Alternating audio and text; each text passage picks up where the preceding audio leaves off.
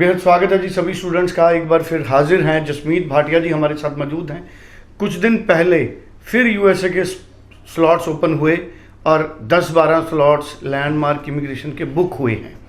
अब आने वाले दिनों में ये स्लॉट्स कब खुलेंगे इसके बारे में अनसर्टनिटी रहती है, लेकिन स्टूडेंट्स क्या करें, जसमीत जी से ये समझेंगे कि स्टूडेंट कैसे पता करें स्लॉट्स कब खुलेंगे कब नहीं, और इंटरव्यू का यूएसए का प्रोसेस जो फ्रीक्वेंटली क्वेश्चंस पूछे जाते हैं एक बार उन पे बात करेंगे। और तीसरा बड़ा इंपॉर्टेंट पॉइंट है, थर्ड पार्टी फंड से बचें, गलत फंड से बचें। बहुत ज़्यादा इन्वेस्टिगेशन अमेरिका इस वक्त कर रहा है। जसमीत जी आपका स्वागत है जी। Hello everyone. Jasmeet ji, USA में अब कौन से इनटेक हैं रीजनेबल फीस वाले, एक तो ये बताइए, और दूसरा मुझे पता लगा 10-12 स्लॉट्स आपने बुक कर लिए 2-3 दिन पहले, अब आपने एकदम से ऐसे इतने स्लॉट कैसे बुक कर लिए? सो देखिए, सी यूएसए में देर आर टाइम जब स्लॉट्स ओपन हो जाते हैं तो 2 दिन पहले काफ़ी सारे स्लॉट्स ओपन हुए और काफ़ी सारे स्टूडेंट्स को अपॉइंटमेंट मिली। And in coming week we have 40-50 interviews of students lined up and we are hopefully काफ़ी लोगों को वीज़ा मिलने वाला है यूएसए का। एंड यूएसए अगर हम देखते हैं तो USA is a great country, land of opportunities बोला जाता है। वहाँ आप स्क्रैच से $1 बिलियन भी कमा सकते हैं, बट आपके अंदर टैलेंट होना चाहिए। सो हमको समझने की ज़रूरत है कि हमको कौन सी यूनिवर्सिटी में जाना है, कौन से कॉलेज में जाना है, कौन से कोर्सेज करने हैं, ताकि हमें स्टे बैक ऑप्शंस मिलें, ताकि हम पार्ट टाइम काम कर सकें। सो पहले तो मैं एक चीज़ क्लियर करना चाहूँगा कि यूएसए जब सेल होता है मार्केट में, it is sold at a very very wrong notion. So पहले तो एक बच्चों को बोला जाता है कि यूएसए में आप चले जाओ, पढ़ने की ज़रूरत नहीं है, आप वहाँ जाके जो मर्जी करो। सो हम एक चीज़ बता दें कि जब हम रिफ्यूजी डालते हैं ना किसी कंट्री में जाके, या असाइलम डालते हैं बिकॉज, तो आप इंडिया कभी वापस नहीं आ सकते। ये चीज़ बहुत ध्यान से रखें। एंड सेकेंडली, जब हम एक गलत रास्ता चूज़ कर लेते हैं, सपोज हम यूएसए जा रहे हैं एंड हम पढ़ाई छोड़ देंगे, I-20 देते हैं, उसके अंदर एक सर्विस नंबर होता है। तो सर्विस नंबर जब आप पढ़ाई छोड़ते हैं तो सर्विस नंबर इनएक्टिव हो जाता है। जब वो सर्विस नंबर इनएक्टिव हो जाता है, दैट मीन्स आपका स्टेटस इलीगल हो गया। उसके बाद आप काम करते रहते हैं कैश पे, बट आपको पता नहीं होता कि आप इलीगली काम कर रहे हैं। And as soon as your service is activated, जो वीज़ा आपके पासपोर्ट पे लगा है उसकी कोई वैल्यू नहीं रहती। सो स्टूडेंट्स, क्लैरिटी लेके चलें कि हम क्या करना चाहते हैं। हो सकता है कल को यूएसए में ट्रंप की सरकार आ जाए और जितने इलीगल लोग हों उनको वापस भेज दिया जाए।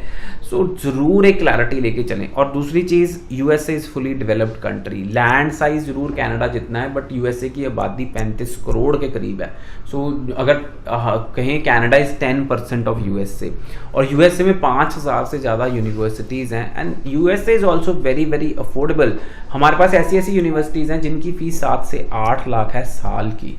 सो जब हम पहले यूएसए सोचते हैं तो हम सोचते हैं कि USA is very very expensive, but ऐसा नहीं है। USA is quite affordable. USA में लिविंग कॉस्ट भी ट्रांसफ़र नहीं होती। Landmark immigration is American international recruitment council certified, AIRC certified, and we directly represent lot of universities in USA. Affordable fees is there. I-20 fees is waiver. I-20 के नाम पे बच्चों से बहुत सारे पैसे लिए जाते हैं। सो लैंडमार्क इमिग्रेशन की जो सर्विसेज हैं फ्री ऑफ कॉस्ट हैं। ओवरऑल 6 बैंड है जिस बच्चे पे, उससे हम कुछ भी चार्ज नहीं कर रहे। एंड यूएसए अगर हम बात करते हैं तो स्टेम कोर्सेज करने ज़रूरी हैं, साइंस, टेक्नोलॉजी, इंजीनियरिंग, मैथमेटिक्स, तभी आपको फ्यूचर में वहाँ पे रहने दिया जाएगा या लॉन्ग टर्म वीज़ा मिलेगा। और CPT एंड OPT का मतलब बच्चों को नहीं पता होता। सब कहते हैं कि काम अलाउड है वहाँ पे। CPT का मतलब होता है करिकुलम प्रैक्टिकल ट्रेनिंग, यानी कि पार्ट टाइम जॉब आप तभी कर सकते हैं अगर आपके पास CPT अप्रूवल है। और CPT अप्रूवल आपकी यूनिवर्सिटी या कॉलेज देता है। काफ़ी सारे कॉलेजेस CPT अप्रूवल देते ही नहीं हैं।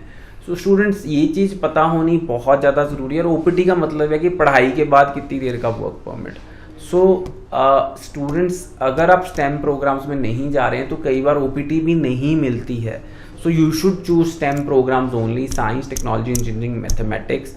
और जो CPT है वो आपकी यूनिवर्सिटी पे डिपेंड करता है कि वो आपको CPT देते हैं। नहीं तो on campus of the university आप काम कर सकते हैं, नहीं तो आप कैश पे काम करते हैं बच्चे, which is not at all allowed और एडवाइज्ड। बट स्टूडेंट्स, पढ़ाई करनी बहुत ज़्यादा ज़रूरी है, बिकॉज अगर आप नहीं पढ़ेंगे तो आपको लीगल स्टेटस ख़त्म हो जाएगा। एक और मैं आपसे इन्फॉर्मेशन शेयर करना चाहूँगा कि जब यूएसए का आपका वीज़ा आ जाता है तो आप कोशिश करें यूनिवर्सिटी या कॉलेज की 1 साल की फ़ीस जमा करवाएं, because recently there were many students sent back from USA, क्योंकि वो फ़ीस जमा करवाए बिना यूएसए पहुंच गए थे और उनके पास फाइनेंशियल प्रूफ भी नहीं था। एंड थर्ड पार्टी फंड्स का यूज़ मत करें।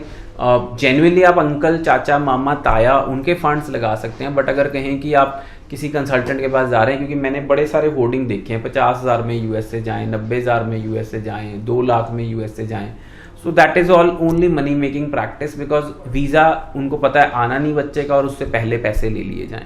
So students, this is really critical. जब आप यूएसए का स्टडी वीज़ा अप्लाई करते हैं, you need a genuine consultant. It is a great location, great destination.